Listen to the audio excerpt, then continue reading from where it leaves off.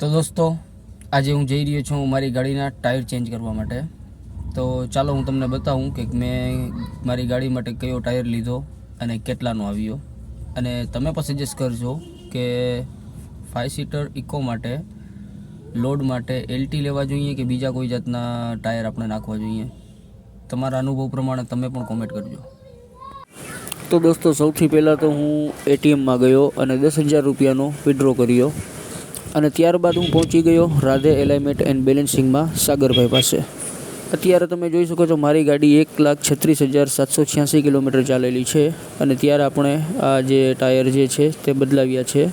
હું first time આ tyre અપોલોના એન્ડ્યુમેક્સ વાપરવા જઈ રહ્યો છું.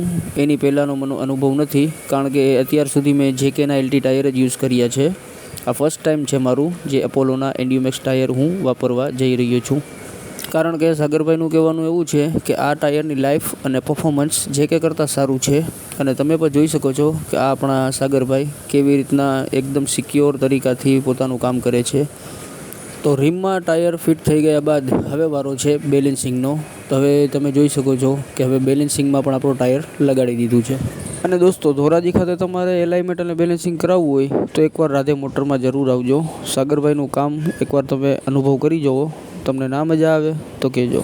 અને જે લોકો આ વિડીયો જોઈ રહ્યા છે અને જેમણે એમની પાસે કામ કરાવ્યું છે તે પણ એમનો અનુભવ એકવાર કોમેન્ટ બોક્સમાં જરૂર જણાવે.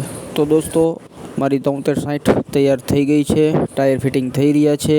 અને ટાયરનું જે બિલ છે તે વિડીયોના એન્ડમાં મેં અટેચમાં રાખ્યો છે. તમે જોઈ શકો છો કે ટાયર કેટલાનો આવ્યો.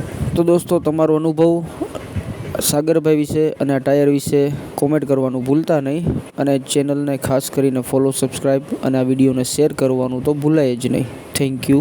તમારો ખૂબ ખૂબ આભાર વિડીયોને એન્ડ સુધી જોવા માટે.